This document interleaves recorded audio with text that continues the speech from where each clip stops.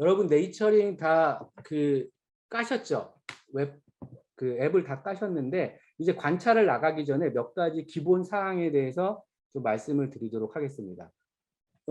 일단 네이처링은 기록을 하는 앱이에요. 근데 관찰은 관찰한 것을 사진을 찍어서 네이처링에 기록하는 과정인데, 우리가 지도 얘기를 했잖아요. 생물 다양성 지도 혹은 생태 지도 얘기를 했는데, 지도라는 것은 그 생물의 위치가 있어야 돼요. 요새 스마트폰이 상당히 발전을 했기 때문에 스마트폰의 GPS 정보를 활용하는 차원에서 사용을 하려고 하는 거예요. 그래서 설정은 개념이 이겁니다. 여러분이 갖고 있는 스마트폰의 GPS 정보가 사진에 담기게 하는 세팅을 이야기하는 거예요. 아마 이미 여러분들 부지불식간에 이 세팅을 다 하고 사용을 하고 계실 것 같은데, 먼저 안드로이드 말씀을 드리면은 카메라 있죠. 보통 쓰시는 카메라. 약간 예쁘게 보이려고 데코레이션하는 카메라 말고 기본 카메라를 사용을 하시는데, 기본 카메라에서 카메라 설정 톱니바퀴 있을 거예요. 톱니바퀴 카메라 설정에 톱니바퀴를 누르시면은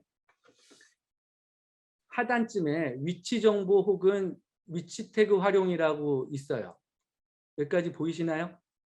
자, 카메라 앱을 켜시고 설정 톱니바퀴를 누르세요. 그리고 거기에 있는 하단으로 내리면 위치 태그, 위치 정보 활용이라는 항목이 있습니다. 그것을 눌러주시면은, 온으로 해주시면은 결국에는 스마트폰의 GPS 정보가 카메라에 담기는 것으로 이해하시면 될 것 같아요. 이렇게 하시면은 여러분이 사진을 찍었을 때 그 사진은 위치 정보를 갖고 있는 것이라고 이해하시면 될 것 같아요. 현장에서 올리시건 뭐 몇 달 후에 올리시건 그 정보가 고스란히 네이처링이 기록된다고 이해하시면 좋을 것 같아요.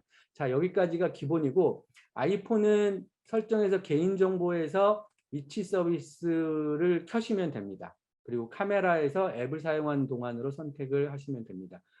이미 다 있으실 것 같고 크게 어렵지 않을 것 같아요. 한 번만 세팅을 해주시고, 혹시 문제가 있으신가요? 없으실 것 같고. 그러면은 이런 전제 하에서 직접 이제 업로드하는 방법을 제가 스마트폰을 연결을 해서 보여드려 할게요.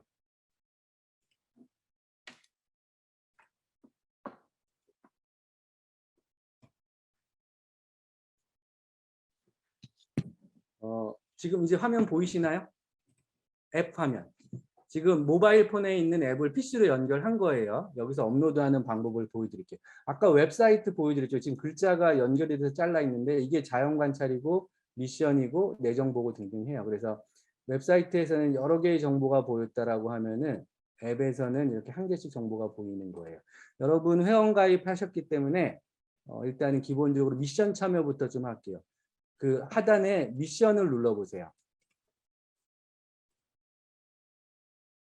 그러면 미션 중에서 추천 미션이 있죠.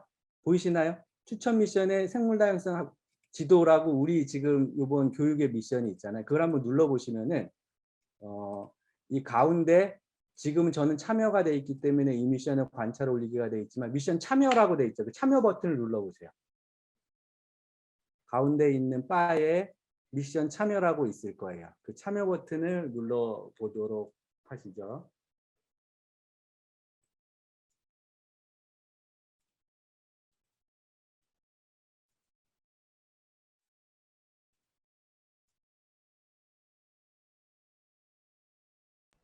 승인 대기 중이에요. 예, 잠시만요. 이거 맞다. 우리 승인으로 했어요. 네.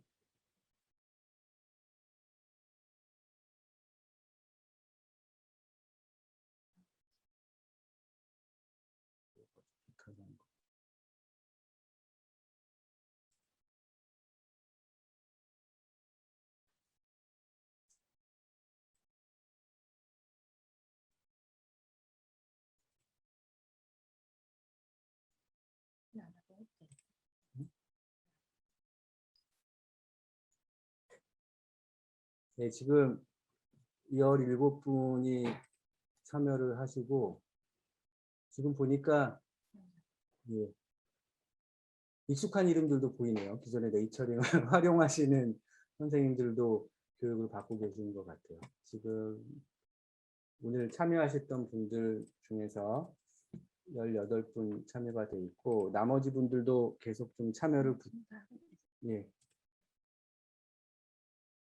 잠시만 한 10초만 나머지 참여까지 좀 확인을 할게요.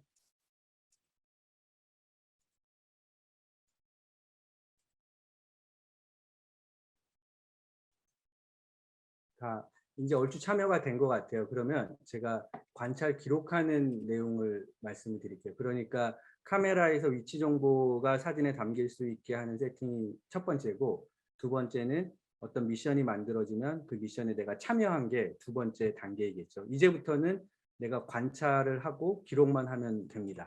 그래서 기록하는 방법을 좀 설명을 드릴게요. 저는 예전에 관찰했던 사진을 가지고, 관찰은 이 자연 관찰에서 올리시는 거예요. 자연 관찰에서 오른쪽에 카메라가 있고 거기 플러스 버튼이 있죠. 이게 그 자연 관찰을 올리는 채널이라고 이해하시면 될 것 같아요. 누르시면은 이렇게 몇 가지가 나옵니다.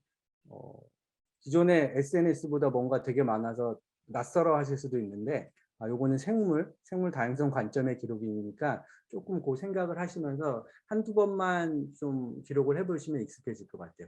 카테고리가 어떻게 나눠지냐면 이름을 입력하는 공간이 있고, 두 번째는 사진하고 미디어를 올리는 공간이 있어요. 근데 사진을 올리는 데는 시간하고 위치가 한 덩어리로 움직인다고 이해하시면 돼요.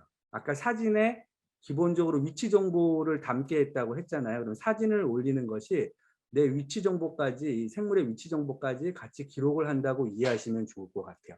그리고 이제 미션을 체크하는 그런 항목이 있습니다. 지금부터 그 기록을 한번 해볼 텐데 이름을 먼저 올리시려고 하지 마시고, 왜냐하면 사진을 봐야지 어떤 생물인지 내가 확인을 하니까. 그래서 여기 사진을 좀 클릭을 하시고 사진 선택을 눌러서요. 현재는 사진하고 동영상하고 소리 세 가지가 올라갈 수 있는데 기본적으로 사진 얘기만 해볼게요. 사진을 선택을 하시면은 여러분 늘 사용하시는 것처럼 이렇게 그 갤러리 사진들이 올라와요. 그리고 이렇게 누르면은 다른 폴더의 것들도 활용하실 수 있는데, 저는 지난번에 아까 자료를 만들기 위해서 했던 그 폴더를 활용을 해볼게요. 그래서 느티나무로 올려볼게요. 그 열매 사진을 하나 올리고 5장까지 올라갈 수 있어요. 근데 5장이 이유는 아까 여러 부위를 설명을 드렸기 때문에 그 순서대로 올리시면 될 것 같아요. 열매 사진을 하나 올렸고, 두 번째로 저는 이파리 사진을 올릴 거예요. 그 다음에 숲이 사진, 전체 모습 4장만 올리도록 하겠습니다. 그래서 이따 나가실 때 내가 관찰하는 대상을 멀리서 한 장만이 아니고 최대한 여러 부위를 찍어야 된다고 말씀을 드렸잖아요. 그렇게 찍어 오시면은 이렇게 그 사진을 순서대로 올리실 수 있습니다. 사진을 선택을 하시고 적용을 누르시면은 이 사진이 이 판에 올라가게 되죠. 잠시만요.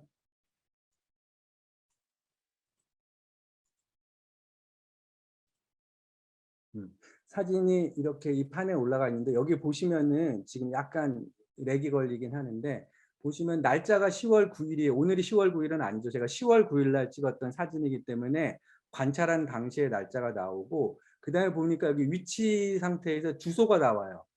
사진에 아까 그 세팅을 했기 때문에 그 세팅이 GPS 정보를 가져오게 세팅이 돼 있기 때문에 돼 있을 때는 사진을 올리면 주소가 나와요. 근데 이 주소가 안 나오게 되면은 그 위치 정보 설정이 제대로 안 됐다라는 것으로 이해하시면 되는 거죠. 근데 이것들을 한번 지도로 검색을 입력을 누르면 그 위치가 어디인지 확인을 하실 수 있어요. 지난번에 아까 그 사진은 경희궁의 사진이었어요. 그래서 위성으로 보면은 경희궁에 있는 이 느티나무를 찍었던 것 같아요. 그래서 이렇게 위치가 나오고, 내가 이 정도 말고 훨씬 더 정확하게 정밀하게 관찰을 좀 위치를 확인해야 되다 싶으면 이렇게 이동을 하시면서 그 위치를 보정하실 수도 있고 아예 검색을 해서 그 내용을 입력하실 수도 있습니다. 그렇게 해서 위치가 확인이 됐고, 그 다음에 이게 이것만 하면 거의 한 절반 이상을 하셨다고 보시면 돼요.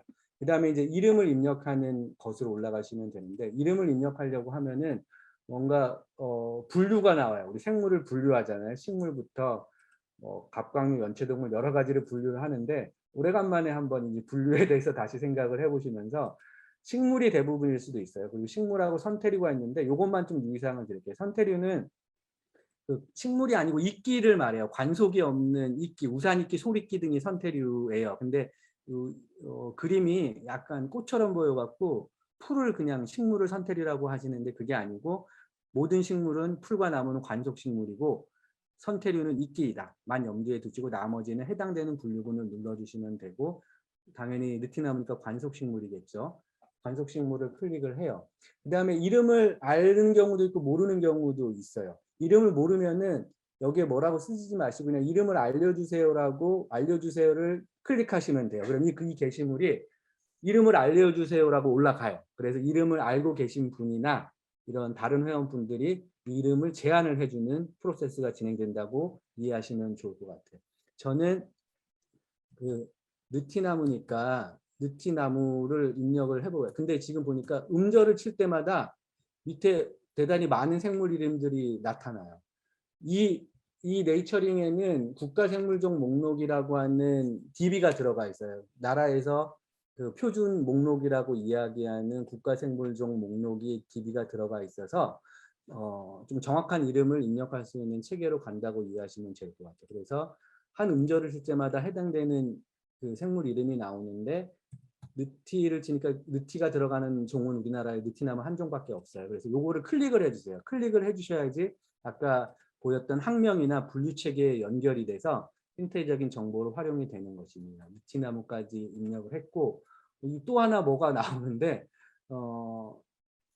생태계 관점을 고려하기 위해서 서식지를 한 번만 더 생각을 해보라는 차원에서 이 팝업이 뜨는 거예요. 물론 서식지는 주관적일 수도 있겠지만은 그래도 내가 생각하는 이 생물이 살아가는 공간이 어디인지를 좀 체크를 해달라는 거죠. 아까는 저는 그게 고궁이었어요. 인공시설은 동물원 같은 데를 말하는 거고 고궁이기 때문에 뭐 산림, 계곡, 평지숲에 해당되지 않고 그냥 기타로 체크를 하고 여러분은 이따 나가시면 집 주변이면 거주 지역이 많을 것 같아요. 그렇게 해서 체크를 하시면 좋을 것 같습니다. 이제 다 끝났어요.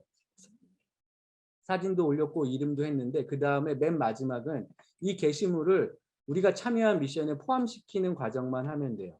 이걸 포함 안 하면 그냥 단일의 게시물이고 이 미션에 포함을 하면 이 게시물이 그 미션에 해당되는 그 미션에 포함된 게시물이 되는 거죠. 미션은 여러 가지를 선택할 수도 있고요. 그래서 이거를 체크를 해볼게요. 저는 하나만 체크를 했어요. 사진을 올려서 위치까지 확인했고 이름을 넣었고 그 다음에 미션 체크까지 했습니다. 게시 버튼을 누르면 이제 업로드가 되는 거예요.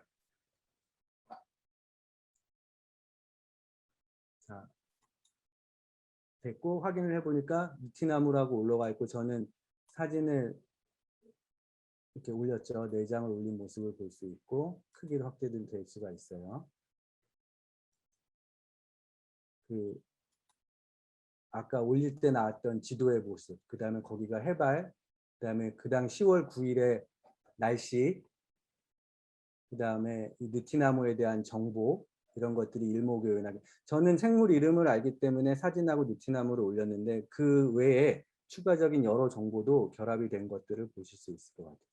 그리고 여기 내가 선택했던 미션으로 한번 가볼게요. 미션에 갔더니 지금 현재 23분이 참석을 하셨는데 어느새 관찰도 한 분이 올리셨어요. 기록을 보니까 해서 지금 2가지 종이 올라가 있네요. 하나는 이름을 알려주세요였고 하나는 제가 올린 샘플이에요. 그래서 기록을 보니까 경희궁 쪽이고 과천에서 지금 한 분이 올리신 게 볼 수 있어요. 김은진님 이름을 알려주세요로 올렸는데 일단 기록한 내용은 조금 실습 후에 다 종합적으로 확인을 할게요. 지금까지 설명을 드렸는데 처음 듣는 분들은 낯설어 하실 수도 있는데 지금 뭐 완벽하게 이걸 이해했다 말다가 아니고 해보면서 조금 궁금하신 점이 있을 수도 있으니까 지금 말씀드린 가이드라인대로 제일 중요한 거는 관찰을 정확히 하시는 게 중요한 것 같아요. 관찰을 하시고 그것들을 기록해보고 이따 기록한 내용을 보면서 아 요거는 이렇게 좀 했으면 더 좋았겠다 뭐 이런 말씀을 좀 드리도록 할게요. 그리고 해서 쭉 이거는 대신 말씀을 드렸고 지금 시간이 꽤 많이 지체됐는데 그래도 실습을 할 건 해야 되니까 이제 요걸 마치고 나면 여러분 실내 공간을 벗어나서 한번 다양한 생물이 있지만은 이 두 가지 중에 하나를 좀 해보셨으면 좋겠어요. 두 가지 다를 하셔도 좋고, 첫 번째는 우리 여러분이 계신 곳이 지금 수도권이 중심이긴 하지만 되게 다양한 곳에 퍼져 있어요. 아마 오늘부터 날씨가 급격하게 추워지면서 우리가 이제 요맘때 되면 늘 말하죠. 이제 단풍이 언제 들겠습니다. 뭐 등등등 얘기를 하는데 그것들을 이제 예측하는 거고, 실제 내 주변에서는 단풍이 언제 어떻게 되는지는 나만이 알고 있어요. 그리고 자료들이 만약에 오랫동안 쌓이게 되면은 되게 미세한 지역이긴 하지만은 여러 공간의 어떤 그 계절성을 확인하는 좀 근거가 될 수도 있을 것 같아요. 이거는 좀 구체적인 가이드가 필요하긴 하지만 그런 가능성이 어떻게 있는지 좀 한번 경험을 해보고 싶은 차원에서, 첫 번째는 나가셔갖고 은행나무나 단풍나무가 있으면 지금 상태가 어떤지 한번 관심을 가지고 우리 다 같이 봤으면 좋겠어요. 제가 알기로는 이게 그죠? 남양주고 파주인데 벌써 이렇게 드는 나무들이 있어요. 그런 것들을 한번 봤으면 좋겠고, 그다음에 우리 누누이 말하죠. 관찰은 내 눈에서 이렇게 쉽게 보이는 거 말고 조금 허리를 수그리고 봤으면 하는 생물들도 있는데, 이런 보도블럭이나 여러 틈 사이의 벽 사이에 아직도 마르지 않은 풀들이 있을 것 같아요. 그런 친구들을 한번 같이 기록을 해봐 주셨으면 좋겠어요. 그리고 마지막에 했던 것처럼 실습이니까 내 옆에 있는 화분에 올리자 뭐 이런 거는 좀 말아주셨으면 좋겠는 게, 우리가 생물 다양성 기록 이야기할 때 원예식물 등등이 자생식물과 어떻게 다른지 구분하기가 애매한 경우도 있긴 하지만은, 가급적이면은 스스로 자라는 식물, 살아가는 생물들을 기록을 하려고 해요. 그러니까 누가 봐도 이건 화분에 키워서 심어 기르는 식물, 화단에, 특히 화단에 같은 경우는 초본이 그럴 수 있겠죠. 요새 막 가을이니까 커다란 얼굴만한 국화꽃이 핀 그런 식물들 말고 스스로 자라가는 생물들. 근데 나무 같은 경우는 심었다고 해도 시간이 오래 흘러가기 때문에 그거는 뭐 원예식물이라고 말하기는 애매하니까 나무는 좀 해당 사항이 덜하고, 이런 풀 같은 경우 화분 화단에 심겨진 식물을 좀 지양을 하고 기록을 해보셨으면 하는 바람입니다.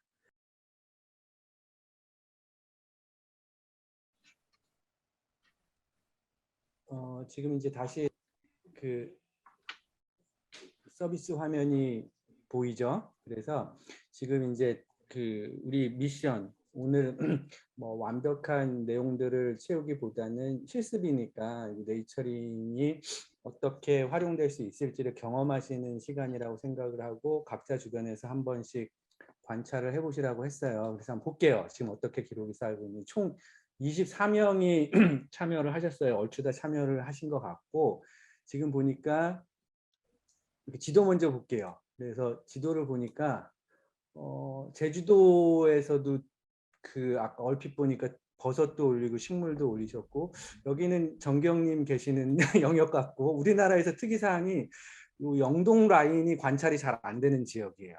그 아마 자연에 하도 접해 있기 때문에 좀 무감하신 것 같아요. 그래서 생물을 봐도 흥 뭐 이렇게 하셔갖고 전체적으로 이렇게 안 되는 라인인데, 오늘은 정기영님이 그걸 좀 상세해 주시고 계시고, 여기 보니까 이쪽 아랫지역 평택 지역, 수원, 그다음에 서울에 제일 많고 인천, 여기는 또 어디까지 올라간 거죠? 이게 저기 이따가 보겠지만 저희 거의 연천 위에 철원까지 해서 짧은 실습이지만은 그래도 섬까지, 그다음에 이 내륙까지 수도권 해서 많은 기록들을 해주신 것 같아요. 일단 목적이 어쨌건 간에 우리는 실습을 참여해서 같이 자연 생물에 대해서 고민을 해보고 점을 찍는 지도. 그렇죠? 우리는 ESC 어른의 실험실의 프로그램에 맞는 지도를 오늘 하나를 만들었어요. 그리고 이거는 내일 누가 만들 수 없겠죠. 오늘 이 시간에 우리가 만든 지도이기 때문에 우리가 같이 내용을 듣고 만들어진 지도로 다 같이 좀 의미를 가지셨으면 좋을 것 같아요. 뿌듯하게. 그리고 관찰 내용들을 좀 살펴보도록 할게요. 여기 이제 관찰 기록을 누르면 각각의 관찰 내용들을 볼 수 있어요. 그래서 전체 37개가 올라왔는데 좀 각각을 설명을 드리면서 보도록 할게요. 인천에서 이제 나무를 올리셨는데, 이렇게 아까 이제 잎도 봐야 되고 여기 열매예요. 열매도 봐야 되고 그다음에 전체 모습 보자라고 했는데 그거에 준하게 잘 관찰을 하신 것 같아요. 열매만 조금 더 가까웠으면 훨씬 누가 봐도 좀 정확한 관찰이 됐을 것 같은데 이름을 모르시면 이 서비스는 아까 이름을 모르면 이름을 알려주세요라고 하고 했잖아요. 그러면은 여기 회원분들이 그 이름을 알려주세요. 근데 이름을 막 실시간으로 알려주고 그러지는 않으세요. 그거는 이제 이름은 이제 제안을 해주시면 그걸 참고해서 본인이 최종 확인하는 게 제일 맞다라고 생각이 되는데 그래도 여러분보다 이 생물에 대해서는 한 번이라도 더 관찰해 보신 분들이 있으면 이름을 알려주기도 하니까 그건 참고로 해주시면 좋을 것 같고 어떤 경우도 있냐면 여기 식물 말고도 되게 다양한 분류군이 있어요. 그 연체동물, 달팽이도 수백 종이 수십 종이 있는데 그런 다양한 분류군의 생물들을 기록을 해요. 그러면은 한 1년 있다가 어느 분이 알려주기도 해요. 전문가 선생님들이 들어오시기도 하고 그래서 조금 정확한 이름을 확인하는 공간이다라고 이해를 해주셨으면 좋을 것 같고 다만 한 가지 부탁은 요새 이제 특히 그 AI가 대단히 많은 화두잖아요. 그래서 인식, 생물 인식 이름 알려주는 것도 AI의 많은 도전 영역이고 저희도 고민하고 있는 부분인데 우리나라에서 현재로는 네이버의 그 뭐더라 이름 까먹었는데 네이버하고 다음 두 가지가 있어요. 다음은 꽃 검색이니까 그나마 이제 자주 만나는 거는 확률이 좀 높은 편인데 네이버 같은 경우는 스마트 렌즈죠. 어쩔 때는 이파리를 대면 벽지를 알려주기도 해요. 그거는 생물만이 데이터베이스가 아니니까 모든 사진 인식 자료니까 그렇게 제가 보기에는 현재까지 AI 우리나라에서 나오는 서비스는 참고만 하시면 좋겠다. 그리고 그걸 가지고 확정해서 이름을 기입하는 거는 조금 지양했으면 좋겠다라는 의견을 드립니다. 그래서 요거는 사철나무라고 해서 이제 금방 내려갔네요. 이름을 알려드렸고 그 다음에 지금 여기 보면은 아마 조연자 선생님은 네이처링을 기존에 많이 사용하시는 회원분인데 이미 실습이 필요 없으신 분인데 오셔서 기록을 하시고 그죠? 저도 잘 모르는 개질 경위를 알아서 기록하셨어요. 제가 공부할게요. 그리고 뭐 은행나무 원진아 선생님 지금 위치를 본인이 이렇게 가릴 수도 있어요. 나는 내 사생활 때문에 혹은 이 생물 때문에 위치를 공개하고 싶지 않다라고 하면 가릴 수도 있는데 스스로 가렸는지 실수로 가렸는지는 잘 모르겠어요. 그렇게 됐는데 지금 어딘지 모르겠지만 은행나무를 기록하셨어요.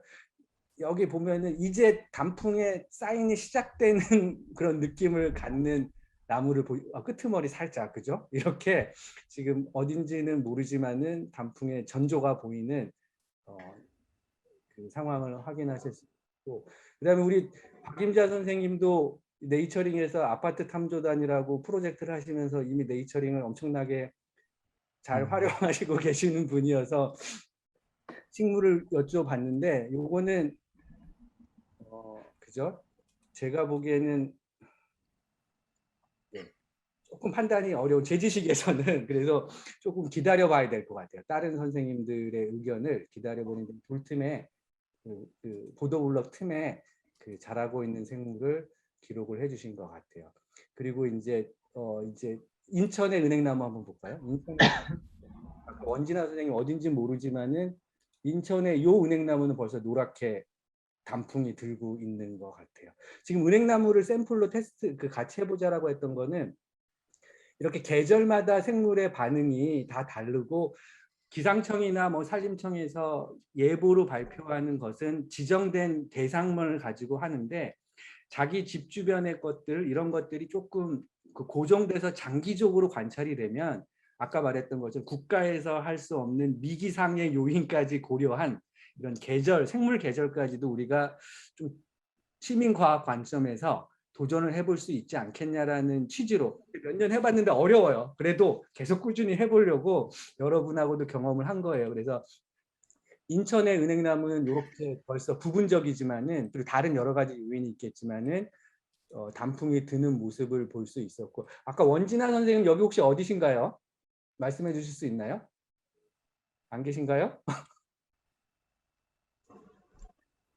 제가 아는데 원진아 선생님은 사당동 아, 그렇군요. 대신 말씀하셔서 진짜 서울 사랑동인데 여기도 여러 요인이 있겠지만 여기는 아까 이제 뭐 여러 가지 미기상이나 뭐 기후 기상적인 요인을 빼고 그냥 이 나무 객체만 봤을 때 인천에 있던 그 은행나무는 이미 단풍이 들기 시작했고 여기는 거기보다는 조금 그 단풍의 시작이 늦은 상태인 것을 확인할 수 있을 것 같아요. 이렇게 우리가 늘 가을이면 단풍 핀다를 조금 각자의 지역에서 여러 가지 요인을 고려하면서 관찰을 좀 장기적으로 해나갈 수도 있지 않냐라는 차원에서 같이 한번 테스트를 해봤던 거고, 그다음에 여기 이제 단풍나무를 기록해 주셨어요. 근데 아까 우리 최영은 교수님도 얘기했던 것처럼 도심에 있는 단풍나무는 이렇게 파랗게 겨울까지 가는 경우도 있어요. 품종인 경우가 많아서 어떤 단풍나무는 시작부터 빨간 경우 홍단풍이라고 하는 종도 있고 어떤 단풍은 그냥 사시사철 푸른 단풍도 있어요. 단풍나무가. 그거는 그 종의 특성을 우리가 모르니까 조경업자도 잘 모르는 종의 특성이긴 한데 그런 것들도 염두에 두고 왜 단풍이 안 들지는 여러 가지 가능성이 있다라는 것을 특히 도심의 이야기를 좀 같이 가능성을 보시면 좋을 것 같아요. 그리고 이제 여기 보면은 팥배나무도 지금 이제 조금 있으면 빨갛게 열매가 익을 것 같아요. 열매하고 전체의 모습하고 수피까지 이렇게 관찰을 기록을 하시면 이거는 지금 선생님께서 팥배나무인지 모르시고 기록을 했는데 저희가 만약에 이런 열매나 예를 들면 전체 그 부분들이 없이 그냥 요 숲이 하나만 딱 찍었다 예를 들면 그 우리가 팥배나무라고 확정할 수가 없어요. 근데 팥배나무의 이 어린 나무 숲의 특징이거든요. 추정컨대 그거하고 이렇게 가까이서 잎하고 열매의 모습이 결합이 되니까 이걸 팥배나무라고 다른 분이 알려주실 수 있는 것을 다른 분이 아니고 옆에 있는 이꼬니님이 알려주실 수 있는 부분을 확인하실 수 있을 것 같아요. 그리고 지금 감나무인데 아직 감이 익지는 않았네요. 아파트에 있는 감나무인 것 같은데 이렇게 아마 다른 분의 감나무를 또 검색해 보시면 어떤 데는 감나무가 벌써 익어 있는 그런 모습도 볼 수 있을 것 같아요. 그리고 혹시 조윤자 선생님 이 틈에 사는 중대가리풀 이 열매가 의 머리 같아서 중대가리 풀이라고 이름 지어졌다라는 설이 있는 그런 되게 작은 풀이에요. 요 열매가 한 1mm 정도, 1.5mm 정도 되는 식물을 알고 있는데 그 아까 관찰자 전형적인 모습처럼 푹 수그리셔 갖고 관찰하신 모습을 확인할 수 있었던 것 같아요. 그리고 정기영님 그때 다쳤던 수리부엉이 구조해줬던 수리부엉이 또 공유했던 그 사진을 보실 수 있을 것 같아요. 아마 이런 공유가 없으면은 정기영님이 그 당시에 저 수리부엉이를 저기서 발견을 했고 저게 구조가 됐는지 그냥 기영님하고 그 센터에서만 알 수 있겠지만은 이런 것들이 알려지면 저 새들이 다칠 수 있구나. 왜? 여러 가지를 상상하면서 그 내용을 배워갈 수 있다라고도 생각이 듭니다. 그리고 계속 진행되면서 몇 가지 그리고 함정님 수서동에도 은행나무를 기록해 주셨는데 여기는 또 아까 인천 상태하고 또 오히려 사당동보다는 인천의 상태하고 비슷한 느낌이 들어요. 뭐 여러 가지가 이렇게 벌써 노랗게 됐는데 도심에서는 이 단풍 피는 건 제가 좀 잘 경험을 못했어요. 꽃 피는 거 있잖아요. 벚꽃 같은 경우는 도심 특히 이런 벽면이 있고 남향인데가 어느 것보다 꽃이 훨씬 빨리 펴요. 그거는 이제 그 벽면이 복사열의 효과도 있고 도심이 어차피 기본적으로 열섬 효과가 있으니까 뭐 그런 것들에 대한 생물의 계절에 대한 부분도 좀 같이 고민하면서 관찰을 하면 더 유익한 상황들을 볼 수 있지 않을까 싶은 생각이 듭니다. 네. 그리고 이 정기영님이 올린 거 몇 개 알려드렸는데 이거는 억새일 가능성인데 또 물억새라는 종이 있어요. 그래서 함부로 얘기를 못하는 게 이제 맨 처음에는 억새만 할 때는 억새로 끝나는데 점점 이제 하다 보면 다양한 종들이 더 깊이가 있는 그러니까 분화되는 걸 알 수 있어요. 그래서 억새도 있지만 물억새는 이 이파리를 봐야 돼요. 이파리 그 사촉과 벽과는 이파리가 줄기를 어떻게 감싸고 있는지 옆집이라고 하는데 그런데 잎집 그런 내용을 봐야지 정확히 공정이 아마 나중에 이파리까지 좀 구체적으로 보면 저희가 이름을 다시 한번 알려드릴 수 있도록 하고요. 그다음에 애기 땅비대 우리 전형적으로 이 굴뚝새 회원님도 네이처링을 너무나 잘 쓰고 계신데 굳이 실습까지 안 하셔도 되는데 오늘 들어오셔갖고 그렇죠. 우리 애기 땅비대 역시 되게 땅바닥에 작은 식물이에요. 여기에 특징은 잎 가운데 무늬가 있는 게 애기 땅빈대, 무늬가 없으면 땅빈대, 뭐 이렇게 큰 땅빈대인가 땅빈대 그렇게 돼 있는데 역시 틈에서 도심에서 흔하게 볼 수 있는 식물인데 화성에서 관찰을 해주신 것 같아요.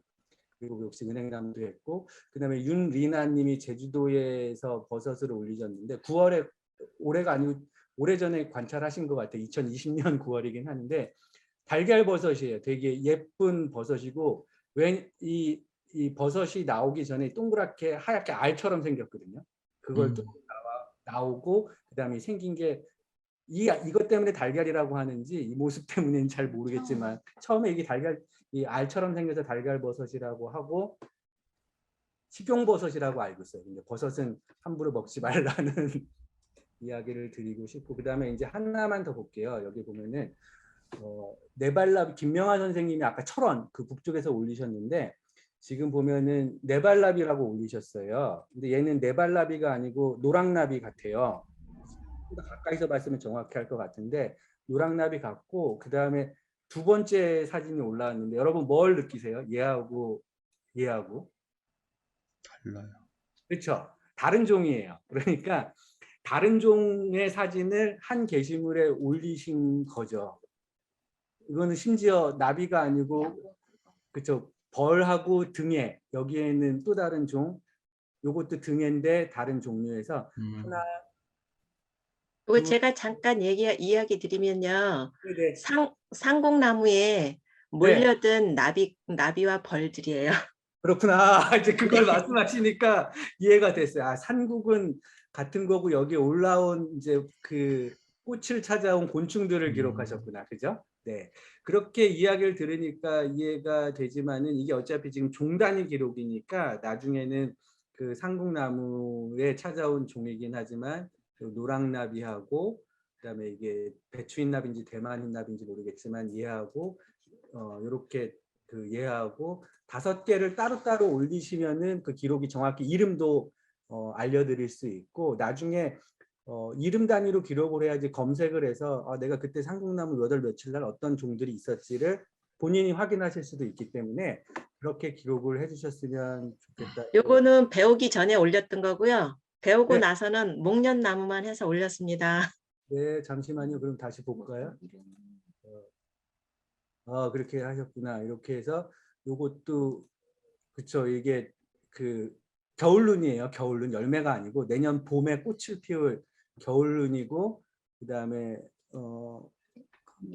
거미 알집 같아요. 그쵸. 여기는 거미알이고 뭐 수피까지 올려셨는데 이것도 목련나무가 아니고 목련일지 백목련일지 모르겠지만은 어쨌거나 한 종을 올리셨기 때문에 그거는 나중에 좀 확인을 해서 이야기를 해드릴 수 있을 것 같아요. 철원의 제두루미 이런 것도 선생님 철원에 사시나 봐요. 제두루미와 되게 그 요것도 철원의 제두루미가 아니고 철원은 여기 나와 있으니까 그냥 제두루미만 기록을 해주시면은 네. 정확하게 기록이 될 수 있을 것 같아요. 이게 설명드리기 전에 일찍 그쵸, 올리셔가지고 그쵸. 아까 예, 이미 그 하나 말씀드리면은 게시물 아까 잠시 어떤 보시겠어요?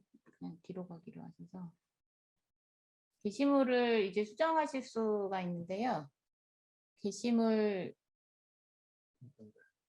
철원의 제두루미 김명하 선생님 참여자로 가셔서 그리고 이제 마저 설명드리면 관찰 기록에 옆에 보면 참여자를 누를 수 있어요. 그러면 이제 참여자의 기록들만 확인하실 수 있다라고 말씀드리고 여기에 이제 참여자의 내용을 지도에 표시하면 그분의 기록만 지도에 따로 표시가 되고 다른 분의 기록까지 추가를 하면 또 점이 이게 전체도 볼 수 있고 참여자의 내용들만 확인해서 지도로 만들어서 보실 수도 있다라는 말씀을 좀 드리겠습니다.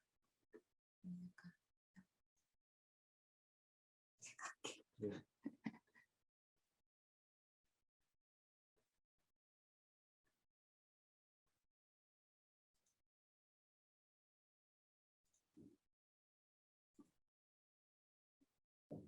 네, 이게 되게 많은 분들이 보면 좋은 소중한 게시물인데 이제 요 이름을 지금 이제 수정을 하시면 좋잖아요. 그래서 이제 요거는 저희가 올린 건 아니기 때문에 이제 여기 없는데 그 각자의 화면에 우상단에 게시물 수정이라는 클릭할 수 있는 게 나오거든요. 그 앱도 마찬가지고 그래서 게시물 수정을 누르시면 최초에 관찰 올리기 하실 때랑 똑같은 화면이 떠요. 그래서 이렇게 본인 걸로 해보면. 그렇게 해서 거기서 이제 이름을 아까 처음 기록하실 때 설명드린 것처럼 수정하시면 됩니다. 네, 지금 제두름이라고 수정했습니다. 한번 볼까요? 새로 고침을 해보시면. 그렇죠. 선생님 그죠? 진짜 예. 이제 잘 쓰시네요. 계속 네, 보니까. 이렇게 하면 이제 보시면 아까는 철원의 제두름이라고 했기 때문에 여기 서식지가 가려지지가 못했어요. 학명이랑 매칭이 안 됐기 때문에 이게 보호종이라는 것을 이제 인식할 수가 없어서 지금 정확히 넣으셨고 학명이 매칭됐기 때문에 이것이 멸종위기 야생생물 2급이거든요. 그래서 이게 지금 비공개 처리가 됐고 이제 다른 분들도 제두루미 검색을 하시면은 이제 김명하 선생님의 제두루미를 같이 보실 수 있게 이제 된 겁니다. 알겠습니다. 그렇게 해서 관찰 기록들의 세부적인 내용은 더 자세히 보는 거는 조금 저희가 이거 보고서 이름 알려드리는 거나 일일이 좀 하도록 할게요. 근데 전체적인 그 게시물 설명을 드렸고 아까 말했던 것처럼 많은 분들이 그 어떤 대상을 조금 더 자세히 관찰하는 것들을 잘 이해해 주신 것 같고요. 그리고 이제 이 미션은 우리가 실습으로 만들었지만은 이 미션을 여러 가지 목적으로 좀 진행하실 수 있을 것 같아요. 각 지역의 어떤 프로젝트를 자기 지역의 생물 다양성을 기록해 본다든지 아니면 특정 분류군에 대한 것들을 고민해서 이 기록을 남겨봐야 된다든지 지역이나 그런 고민들을 해나가실 수 있을 것 같고 지금 보면은 참여자 아까 말씀드렸던 것처럼 역시 정기영 님이 1등을 하셨어요. 특별한 상품은 없습니다. 주최 측이기 때문에 주최측도 드려야지 주최 않나? 측 알아서 판단하시고 그다음에 우리 조윤자 미션을 선생님이 만들어드리겠습니다. 솔비나무 선생들에서 이게 개수가 중요한 건 아니고 저희는 이거 가지고 이제 등수매김은 안 하셨으면 좋겠고 그냥 어떤 사람들이 어떤 기록을 했는지 현황을 확인하셨으면 좋겠어요. 그리고 여기 보면은 통계란 게 있어요. 통계는 뭐냐면은 지금 현재 기록된 내용들의 현황들인 거예요. 요거는 저희가 10월 말쯤에 업데이트를 하면 훨씬 더 풍부한 내용들이 들어갈 건데 지금 보시면은 21종을 기록을 했어요. 물론 오류도 있을 수 있겠죠. 그랬더니 식물이 21종이어서 우리가 기록한 식물들의 리스트가 이렇게 쫙 나오고 그 다음에 새도 한 종을 했어요. 수리부엉이 아까 다쳤던 새. 그 다음에 곤충도 한 종을 기록했는데 안 눌러지네요 지금. 잠시만요.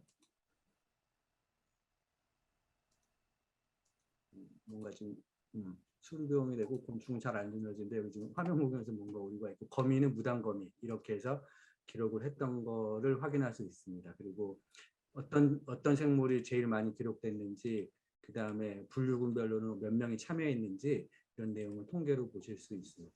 그리고 하나만 또 말씀을 드리면 나의 기록도 이렇게 아카이빙이 되실 수 있어요. 지우셨네. 제 기록에 바이오게이트라는 개인의 기록이 있는데 저는 올해는 10,000건을 채우려고 했는데 아직 못 가고 있죠. 전체 제가 여태까지 기록했던 내용들이고 월별로 연도별로 어떤 기록들이 기록되고 있는지 내 관찰은 어떻게 됐는지 그리고 미션하고 상관없이 내 기록들이 전국적으로 기록되고 있는지의 모습들을 개인의 아카이빙을 확인하실 수도 있다는 내용을 이건 제 전국 기록이에요. 그렇게 해서 보실 수 있다는 것을 아직 독도는 못 가봤어요. 백령도 몇 군데 가봐야 될 때가 있는데 그렇게 보실 수 있다는 활용을 하실 수 있다는 것도 말씀을 드리도록 하겠습니다. 지금 이제 좀 마무리를 해야 되는데 몇 가지 말씀을 드리고 마무리를 좀 해나가도록 할게요. 그 학교 얘기를 좀 드리고 갈게요. 지금 아마 여기 관심이 있으신 분도 있고 저희가 생태교육과 시민과학 프로젝트가 두 개의 어떤 화두예요. 잘 해보려고 그리고 순환의 고리를 만들려고 하는데 학교에서 사용이 대단히 많아요. 지금도 요청도 많고 하는데 근데 이 부분은 저희가 제일 고민이 많은 지점이기도 합니다. 아까 말씀드렸던 것처럼 제대로 된 관찰을 경험했던 학생들이 성장해 나가는 모습을 옆에서 계속 보호하는 입장이기도 하기 때문에 더 그런데 그 첫 번째는 일단은 그게 정규 수업 시간이건 아니면 외부에서 기관에서 진행하는 학교의 수업이건 첫 번째는 그 운영 주체 교사가 주로 되겠죠. 좀 충분히 먼저 사용을 하는 게 저희의 기준이에요. 보통 어떤 경우가 있냐면은 오후 3시에 미션을 만들고 오후 3시 10분에 100명의 학생이 들어오고 오후 3시, 4시에 약 1000개의 게시물이 올라오고 끝나는 경우가 있어요. 근데 1000개의 게시물은 뭐냐면은 학교 정문 팻말부터 돌 뭐 등등 해서 아이의 얼굴들 엄청나게 많은 그런 경우가 있는데 그렇게 됐을 때는 첫 번째는 학생들이 제일 안타깝고요. 그걸 왜 그렇게 하는지에 대한 그 내용을 전달받지 못하고 그냥 재미있는 사진 찍기 게임을 했다라고 저는 생각이 됐는데 그런 경우가 발생하지 않게 하기 위해서 첫 번째는 이 프로그램을 고민하시는 선생님들이 좀 먼저 개인적으로 사부작 많이 사용을 해보셨으면 좋겠고 그 경험을 가지고 우리 학교 우리 반에서 어떤 수업이 가능할지를 좀 고민을 하시고 그다음에 현재 정책은 학교에서 진행될 때 저희하고 사전에 조금 커뮤니케이션이 필요해요. 이런 것들을 저희도 판단하고 지원해드리기 위해서 예를 들면 다음 주에 통영의 한 고등학교하고 온라인 오리엔테이션을 저희가 해드리려고 하는데 그 통영의 고등학교가 건물을 신축하면서 그 학교 숲이 싹 없어진대요. 근데 교사가 이 기록을 학교의 동아리들하고 학생들하고 남기고 싶대요. 그리고 변화된 것들을 후배들하고 계속 소통하고 싶다라는 선생님의 취지를 저희가 100분 공감하기 때문에 그것들을 더 어떻게 잘할 수 있게 막 상의해서 지금 진행을 하고 있는 거죠. 그래서 선생님들께서 이 프로그램을 고민한다고 하면 첫 번째 좀 많이 써보자. 두 번째 이렇게 짧은 시간에 단발성으로 유용한 도구라는 사고가 아니고 좀 목적을 가지고 그 최소한 긴 호흡으로 기획을 하면서 저희랑 소통을 하고 진행을 했으면 좋겠다라는 말씀을 꼭 드리고 싶습니다. 이 한 예로 이거는 좀 서울하고는 다른 무주기 때문에 더 환경이 좋긴 하지만 무주에 푸른콩 고등학교라는 데가 있어요. 그래서 6개월짜리 수업을 같이 기획을 했는데 시작부터 학생들이 이걸 왜 해야 되는지 어떤 기록을 해야 되는지 선생님께서 혼자 다 하지 못하기 때문에 지역의 전문가들을 어떻게 초빙할지 쭉 진행을 하고 최초에 기획했던 공간에 얼추 맞는 기록들을 남겼어요. 그리고 한 학년 지나고 지금 3년째인데 후배들이 계속 그 기록들을 이어가면서 그 학교의 생물다양성, 학교와 마을의 생물다양성 지도를 만들어가는 모습들을 보실 수 있어서 학교에서 활용은 저희가 조금 더 이렇게 특별하게 부탁을 드리도록 할게요. 홍구님, 저 지금 시간이 많이 지나서 좀 짧게 마무리해 주셨으면 좋겠습니다. 마지막입니다. 마지막 네. 장. 그 일상적인 기록에 대해서 이야기를 드리고 싶어요. 저희가 여러 가지 목적의 미션을 진행을 하지만은 여러분이 특수한 상황이라고 이해를 하지 못하는 경우의 기록도 충분히 가치가 있을 수 있다라는 얘기를 드리는 건데 이거는 강원도에서 어떤 분이 방패강대 노린재라는 걸 예쁘니까 기록을 했었는데 이 종이 지금 여러 사람이 자기가 눈앞에서 봤던 기록들이 지금 의미 있게 축적이 되고 있어요. 본인들은 잘 모르고 관찰자는 잘 모르고 계시는데 저희가 소통을 할 건데 원래는 저기 섬에만 살던 노린재예요. 섬하고 이쪽 서해안에만 살던 노린재인데 그리고 아까 기주식물도 그쪽에서만 나오는 나무를 먹고 사는데 작년부터 저기 시흥, 평택, 올해 강원도, 노고단 이런 데서 막 발견이 되고 있어요. 이게 어떤 이유고 무슨 현상인지 모르겠지만은 이것들은 대단히 우리 시민들이 일상적으로 관찰했던 기록이 이후에 여러 가지 연구, 과학적인 해석이나 아니면은 의미 있는 가설을 세우는 데 도움이 될 수 있다라고 말씀을 드리는 거예요. 여러분의 일상적인 관찰과 기록이 다른 우리가 예기치 못했던 집단지성의 힘을 발휘할 수 있다는 말씀을 드리면서 마치도록 할게요. 그 시민과학을 지향하는데 데이터만 모으는 거라고 많은 분들이 얘기를 하시긴 해요. 근데 그게 아니고 데이터 이면에 아까 점이 있었잖아요. 지금 한 80만 개가 넘는 점 하나하나의 가치, 내가 발품을 팔고 고민했던 그 가치와 의미를 모으고 알리는 것이라고 저희는 생각을 하고 시간이 꽤 지났는데 이것으로 마무리하도록 하겠습니다. 고맙습니다.